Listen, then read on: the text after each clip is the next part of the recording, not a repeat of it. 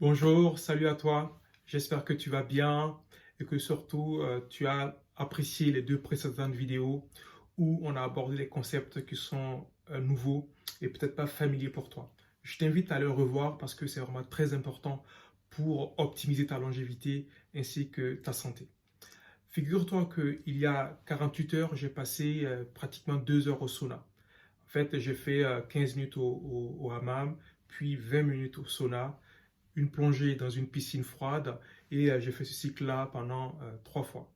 Mais qu'est-ce que cela a à voir avec la longévité ou la santé? Mais figure-toi que ce choc thermique permet de déclencher un levier très important de la longévité qui est la loi d'Hormèse. La loi d'Hormèse peut se résumer par l'adage suivant: ce qui ne te tue pas te rend plus fort.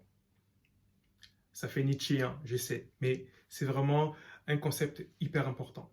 En effet, lorsque l'organisme subit un agent potentiellement nuisible à faible dose, ton corps déclenche en fait ces mécanismes de réparation et d'adaptation, ce qui permet à ton corps de s'améliorer, de rajeunir et d'être plus tonique et plus vivant. Dans les précédentes vidéos, on avait déjà abordé quelques stress un peu physiologiques, par exemple le jeûne, la restriction calorique, la pratique d'un exercice physique à haute intensité et de courte durée comme le fractionné, sont des formes de stress pour le corps, mais qui permettent à ton corps de déclencher ces mécanismes de réparation.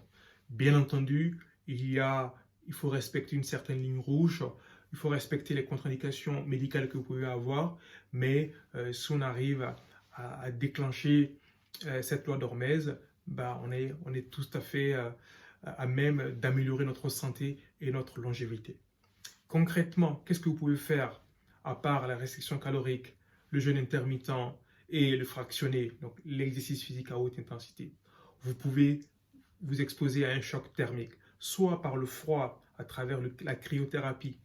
On sait que 15 minutes de cryothérapie permet aux grands sportifs de se régénérer. Mais pourquoi ne pas le faire même quand on n'est pas un grand sportif? On peut le faire et bénéficier tout autant. On peut aussi s'exposer au choc thermique, mais le versant chaud à travers le sauna. Les Finlandais pratiquent le sauna 4 à 5 fois par semaine, ce qui leur permet de faire face à leur hiver permanent. Donc nous, dans les zones un peu plus chaudes, si on arrive à faire le sauna, ne serait-ce qu'une fois par mois, une fois par semaine, on peut déjà en bénéficier. Surtout qu'on sait que 19 minutes de sauna finlandais équivaut à pratiquement 30 minutes d'exercice physique. Donc, sans compter que je puisse vous assurer qu'après une séance de sauna, c'est comme si on avait fait 2 heures de méditation. On se sent tellement bien.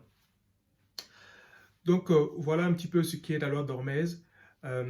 J'espère que vous avez vraiment apprécié cette vidéo et je vous invite à poursuivre votre éducation sur la longévité et sur votre corps parce que je pense que la médecine de demain, elle sera préventive et participative.